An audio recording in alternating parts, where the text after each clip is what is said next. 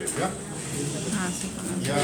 En el ciclo de Krebs, la primera pregunta que siempre se hace es ¿qué se requiere para que se inicie este ciclo oxidativo, que es el final de todas las oxidaciones biológicas? Todos los alimentos que consumimos, por ejemplo, tienen que ser oxidados totalmente y llegan al ciclo de Krebs. Entonces la pregunta, ¿qué se requiere? Uno, localización, ¿no es cierto? Matriz mitocondrial. Dos, los reactantes que se van a necesitar. Dos compuestos, uno de ellos ya lo conocemos, acetilcoenzima A. La acetilcoenzima A proviene, lo estudiamos ya, de la decarboxilación oxidativa del piruvato, así lo habíamos estudiado, ¿te acuerdas? Pues acá tienes el acetilcoenzima A. Luego se te hace una aclaración que el acetil-CoA también puede provenir de ácidos grasos. Entonces, ese proceso de transformación, los ácidos grasos en moléculas de dos carbonos llamados acetil-CoA, se llama beta-oxidación. Entonces, por beta-oxidación, que se realiza también en mitocondria, se realiza pues la producción de acetil-CoA a partir de ácido graso. Un ácido graso es una molécula grande, tiene 16 carbonos normalmente, 14, 16, 18, 20 carbonos. Es lo común y corriente. Hay más o menos, pero eso es lo común y corriente.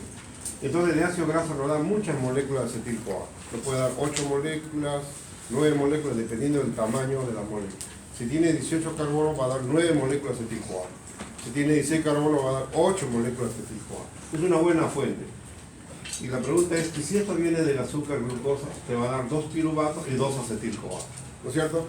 ¿Por qué? Porque se rompe la molécula en la vía glicolítica y te da 2 piruvatos. Cada piruvato va un acetil-CoA. Bueno, los acetil-CoA cuando ya están dentro de la mitocondria, ¿no? Va a empezar la primera reacción. Ya tenemos acetil-CoA y luego nos preguntamos, ¿y el otro compuesto que se requiere? Nombre, oxalacetato. El oxalacetato es un cetoácido. Este cetoácido tiene 4 carbonos, es un cetoácido, el cual, gracias a la enzima citrato sintasa, es probable que se junten estos dos y formen una molécula de 6 carbonos.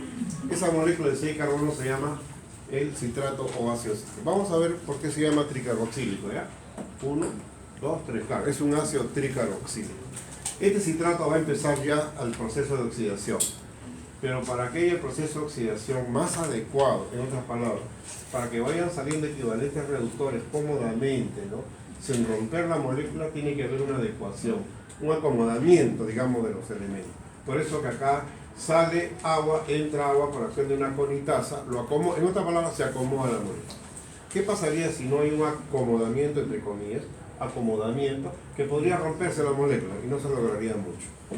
Lo que se quiere es sacar de a poco las oxidaciones tienen que ser de a poco para la cadena respiratoria. Vamos a ver. Una vez que hubo acomodamiento, nuevamente vamos a contar. 1, 2, 3. Sigue siendo tricarboxílico. Entonces, recién cuando ya estamos, digamos, en el proceso netamente oxidativo, vamos a hablar de pérdida de carbono e hidrógeno. Vamos a ver. ¿Cómo se llama el compuesto que está listo ya para empezar? Isocitrato.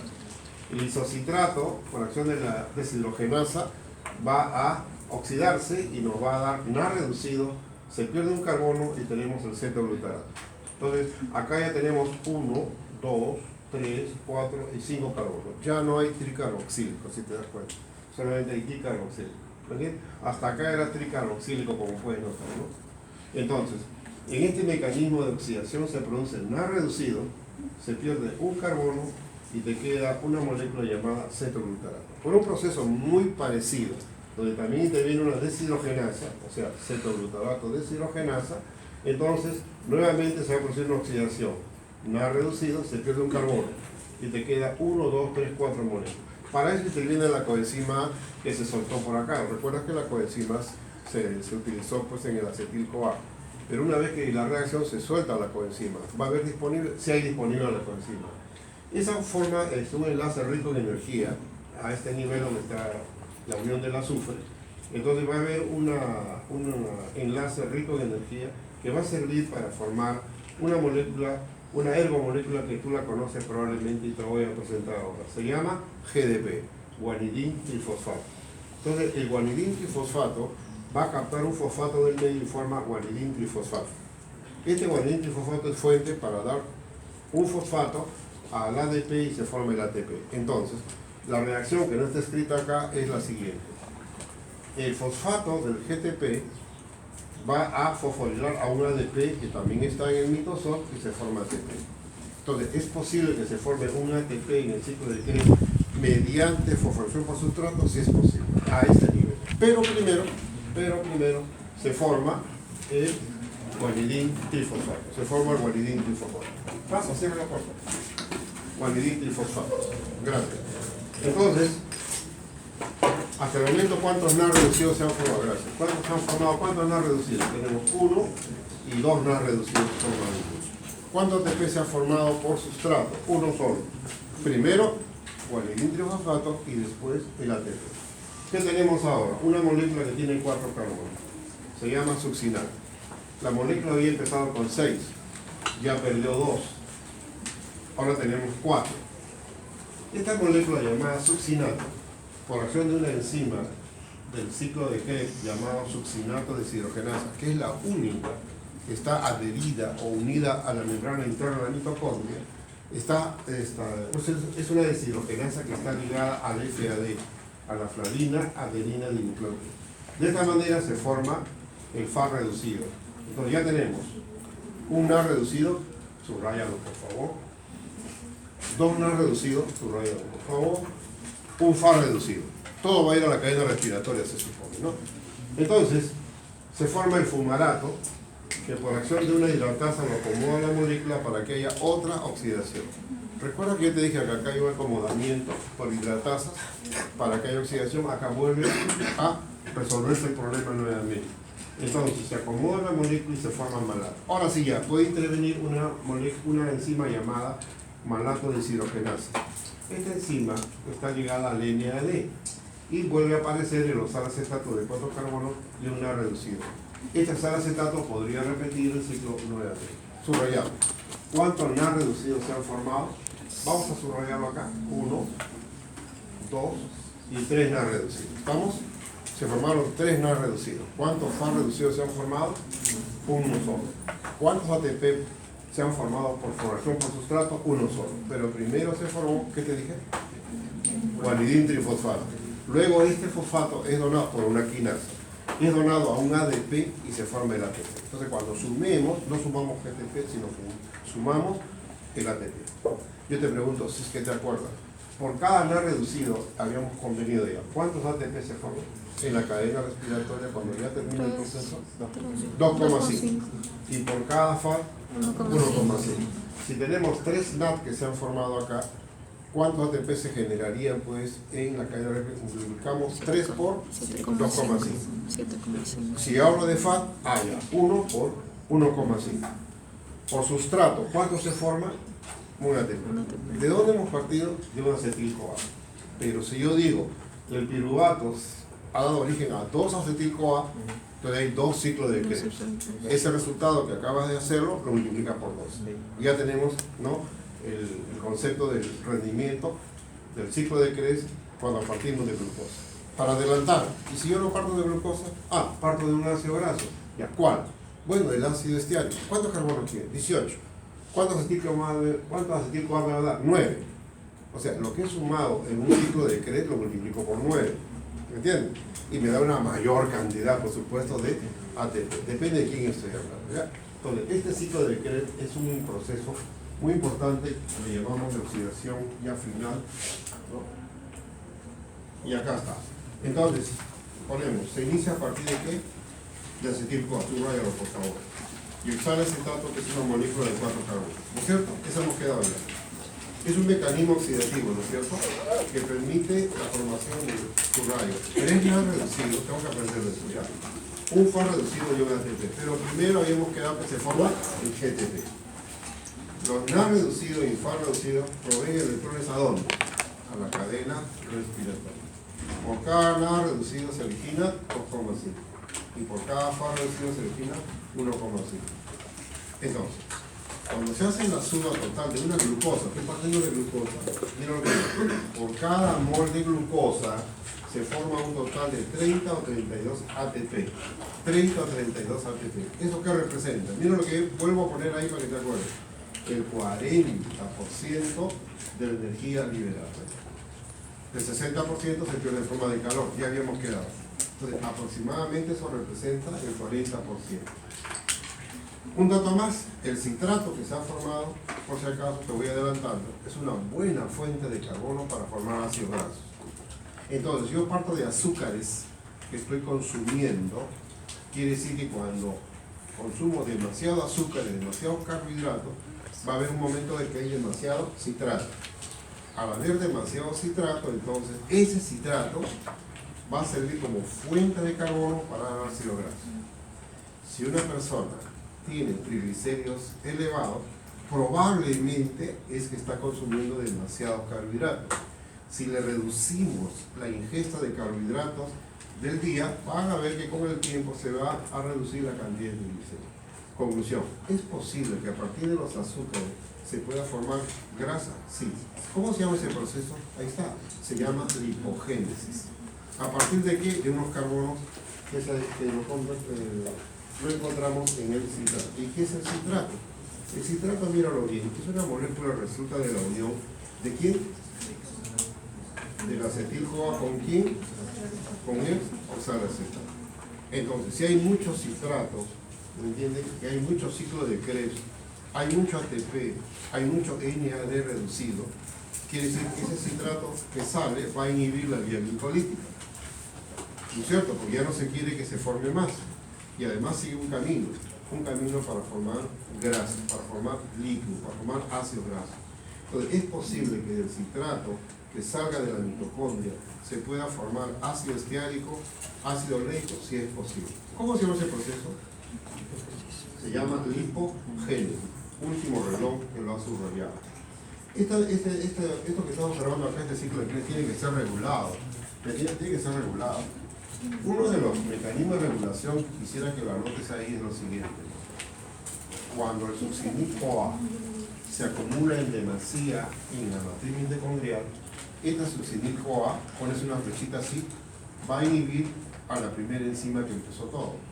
O sea, la succinil-CoA inhibe a la citrato sintasa. ¿Entiendes? Repito nuevamente. Cuando existe un ciclo de Krebs, ¿no?, en aumento, llegará a cierto momento una cantidad de succinil-CoA que va a inhibir el primer paso para decir hasta acá nomás. ¿Me entiendes? Ya hay demasiado NAD reducido, hay demasiado proceso oxidativo, hasta ahí nomás. ¿Me entiendes? Entonces, existe un control, por supuesto que sí, ¿no?, cuando hablamos de succinil-CoA. ¿Ya? Ahora, si miras con cuidado, acá está produciendo NADH, mira. ¿Me entiendes? NADH.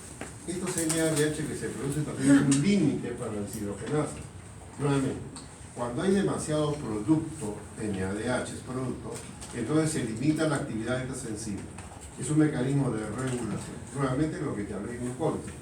Si hay demasiado ATP, si hay demasiado citrato, ¿te acuerdas? Si hay demasiado alanina, se va deteniendo la vía glicolítica. Ahora, estamos en ciclo de Krebs. Si hay demasiado NADH, hay puntos en los cuales comienza a inhibirse la actividad de estas enzimas. Si hay demasiado succinil-CoA, inhibe el paso a ese nivel. Es un mecanismo de regulación de este ciclo de Krebs. ¿Ya? Algo importante. Si nosotros notamos con claridad, acá hay un compuesto que se llama cetoácido. Vamos a correr un cetoácido. El oxalacetato es un cetoácido. Perfecto. Por acá. ¿Dónde está? Acá está. El cetoglutarato es un cetoácido. ¿Qué te llama la atención la palabra cetoácido? Fenómeno de transaminación. Quiere decir que si yo tengo un aminoácido por acá, que por transaminación me da cetoglutarato, ¿puedo entrar al ciclo de Krebs? Verdadero. Si tengo un aminoácido como aspartato, por ejemplo, que por transaminación puede entrar a pueda darme oxalacetato, quiere decir que de aminoácido yo puedo entrar fácilmente al ciclo de Krebs a través de un cetoácido llamado oxalacetato. O sea, los metabolitos del ciclo de Krebs también pueden provenir del fenómeno de transaminación. O sea, hay aminoácidos que entren al ciclo de Krebs, ¿no?, por supuesto a través de los cetoácidos. ¿Cuáles son los cetoácidos que te he hecho subrayar? Cetoglutarato va 1, oxalacetato va 2. El oxalacetato es una fuente de carbono para formar azúcar, verdadero. Este oxalacetato es una fuente de carbono para formar azúcar. Claro que el oxalacetato no puede salir de la mitocondria, no va a ser transformado a malato para que salga de sus carbonos, pero es una buena respuesta. A partir de oxalacetato, que lo estamos mirando acá, a partir de oxalacetato, es posible formar glucosa exactamente. Y ese proceso tiene un nombre, se llama la gluconeogénesis. ¿Ya? Quiere decir que el ciclo de Krebs es un ciclo donde pueden entrar o salir diferentes compuestos. Nuevamente, si estoy en cetoglutarato, ¿es posible que se pueda formar un aminoácido? Claro, por supuesto. Al revés, ¿no? De cetoglutarato me voy a un aminoácido determinado, por ejemplo, un glutamato, por decirlo así. ¿Me entienden? Si yo estoy en oxalacetato, ¿puedo ir hacia aminoácidos? Por supuesto que sí, por un fenómeno de transaminación. O sea, del ciclo de Krebs también hay metabolitos a través de los cuales podemos hablar de metabolismo de aminoácidos. El ciclo de Krebs tiene varios mecanismos de regulación. Yo quisiera saber si entiendes tú de esta esquemita que te he puesto en la pizarra. A ver. Producción de la oxidación completa de la glucosa. Si no lo entienden, me avisas, ¿ya? En la vía glicolítica yo te enseñé, ¿te acuerdas? Se forman 2 NAD reducidos que te dan 3 o 5. ¿Qué significa? Cierra la puerta. ¡Ey! Cierra la puerta. Disculpen un ratito que está entrando la señorita. Vamos a esperar que se siente un ratito.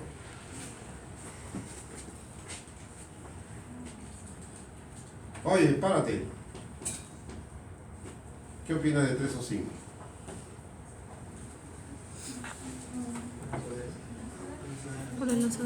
Muy bien. Si forma esta lanzadera, ¿qué se llama? Por lo tanto, te da 3. Entonces, si funciona la otra lanzadera, ¿qué se llama? Aspartato te da 5. Perfecto. ¿Y esto qué significa esto de acá? Sí que lo puede decir si no lo apuntamos. Ganancia neta sería la palabra. Exactamente, ganancia neta. Tienes razón. Porque eran 4, ¿no? ¿De acuerdo? Entonces, ganancia neta. Ahora sería. Cuando el piruvato se oxida, ¿no? Obviamente te da 2 NAD en mitocondria, ¿te acuerdas? Por la piruvato de deshidrogenasa, 5 mentales. Cuando empieza el ciclo de Krebs o ciclo del ácido cítrico, te da 6 NAD. ¿Por qué 6 y no 3? ¿Por qué dice 6 y no 3? Son 2 NAD. Claro, 2 ciclos. Perfecto. Entonces quiere decir que no es 1 sino 2. Claro que sí. Entonces quiere decir que no es un ATP sino 2, claro. Porque en cada ciclo se forma un GTP. Si son 2 ciclos, obviamente tengo que considerar 2 ATP. Si sumo me da 30 o 32. Entonces, esto depende, digamos, del sistema de transferencia de los equivalentes reactores citosólicos para decir 30 o 32. Quedamos entonces que por una molécula de glucosa se puede generar 30 o 32 moléculas de glucosa. Si yo en lugar de glucosa, y es cuestión de imaginarme ahorita, si yo en lugar de glucosa utilizo otro compuesto como un ácido graso que tiene 16 carbonos, ¿me entiendes? Entonces tengo que considerar cuántos ciclos de Krebs tengo que considerar, ¿no? ¿Me entiendes? Una mayor cantidad. Estamos hablando de 120, 140 ATP, ¿no? Es un rendimiento tremendamente grande, ¿no? Y al revés, ¿cómo se llama el proceso? Al revés se llama gluconeogénesis, ¿me entiendes? Lo contrario a la glucólisis se llama gluconeogénesis. ¿Qué significa gluconeogénesis? A ver. Síntesis de glucosa a partir de compuestos diferentes, como por ejemplo un lactato, por ejemplo un piruvato, claro que sí. Aminoácidos también. De las grasas no, pero del glicerol, que es un alcohol que forma parte de los glicéridos, sí. Repito, de las grasas no, pero de glicerol, que es un alcohol que forma parte de los glicéridos, sí es posible. ¿La gluconeogénesis es importante? Sí, en la etapa de ayuno. Cuando no tomamos alimento, entonces hay que formar glucosa. Pregunto, ¿de dónde salen los carbonos para formar glucosa? Respuesta, puede ser de lactato, puede ser de piruvato, puede ser de aminoácidos, puede ser de glicerol. ¿Hay fuente de carbono? Así es. Entonces, nosotros tenemos que mantener una glicemia normal, ¿no es cierto? De 60 a 100 miligramos por decilitro. Tenemos que tener una glicemia normal, ¿me entiendes? Pero no está llegando alimento, pero tiene que mantenerse una glicemia normal. Eso se consigue con la gluconeogénesis. Si no tomamos alimentos, entonces es posible que la gluconeogénesis nos esté dando la glucosa necesaria, ¿no? Es una vía al revés de la glucólisis. ¿Te acuerdas del primer esquema que te hice? De piruvato hacia glucosa le llamé gluconeogénesis. por lo tanto es contrario. Pero eso sí, acá son 4 enzimas que tenemos que recordar. 1. Piruvato carboxilasa, es la que permite formar oxalacetato. ¿Ves? Entonces, es importante, claro, es la primera. Permite formar oxalacetato a partir de piruvato. Fosfonol piruvato carboxiquinasa, es la que permite formar el fosfonol piruvato. Fructosa difosfatasa, es la que permite romper la fructosa 1,6-difosfato, sacarle un fosfato que nos quede fructosa 6-fosfato nada más. Glucosa 6-fosfatasa, su nombre lo dice. Como había glucosa fosfatada o 6-fosfato, hay que sacar el fosfato para que se libere. ¿Cuántas enzimas son típicas, propias, exclusivas de la gluconeogénesis? 4 enzimas son exclusivas. Y las otras enzimas son las mismas de la glucosa. Ah, ya. Entonces quiere decir que si en este esquema miro con cuidado, yo quisiera subrayar las 4. La buscamos las 4. Te ayudo. Pregunto, ¿de dónde se origina la glucosa? De sustancias diferentes. Por ejemplo, lactato. Por ejemplo, piruvato. Por ejemplo, alanina. Por ejemplo, glicerol. ¿Qué es el glicerol? Bueno, el glicerol es un alcohol que forma parte de los triglicéridos, de los glicéridos, proviene, claro, es parte de los lípidos. Está bien que yo diga que los ácidos grasos se originan glucosa, falso. No, de ácido graso no. Pero estás hablando, no. Lo que estoy diciendo es que el glicerol es un alcohol, propanutriol, que forma parte de los glicéridos. Ahora, que los glicéridos son la grasa más común, es otra cosa. ¿Ya? Aclarado. Lactato, ácido láctico, lo conocemos, ¿no es cierto? Alanina, un aminoácido muy usado para formar glucosa. Un aminoácido que en proporción es tremendamente importante, ¿no es cierto? Entonces, el lactato está formado por la lactato deshidrogenasa en piruvato. La alanina por la transaminasa en piruvato. O sea, ya tenemos piruvato. Entonces, ¿cuál era la primera enzima que te he hecho subrayar? Piruvato carboxilasa. ¿Qué es la piruvato carboxilasa una vez que entra acá a este nivel de la mitocondria? La piruvato carboxilasa permite incorporar carbono. Por lo tanto, el piruvato lo transforma en oxalacetato. Acá tienes la primera enzima que se llama piruvato carboxilasa. ¿Qué hace la piruvato carboxilasa? Permite el origen del oxalacetato. Tú tenías 3 carbonos, ¿sí? Piruvato tiene 3, ahora tienes 4. Como el oxalacetato no puede salir, ¿te acuerdas que te conté? Entonces va a ser transformado en malato por una deshidrogenasa. Sus carbonos ya pueden, si es malato ya puede salir, entonces hay un transportador para el malato. ¿Me entiendes? Entonces el malato puede salir con facilidad y ya está afuera, por fin. Los carbonos que están afuera del malato pertenecen al oxalacetato, claro que pertenecen al oxalacetato, ¿me entiendes?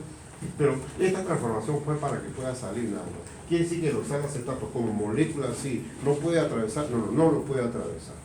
Mira, cómo se resguarda la célula y cómo se resguarda la mitocondria para mantener su oxalacetato en el interior. ¿Por qué es importante que siempre haya oxalacetato en el interior? Para el ciclo de Krebs. ¿Cuál es el primer paso del ciclo de Krebs? Que el acetil-CoA se una al oxalacetato y forme el citrato. Si no hay oxalacetato, no hay ciclo de Krebs. ¿Me entiendes? Entonces, por eso es que el oxalacetato no se escapa, pues, sino está controlado su rol.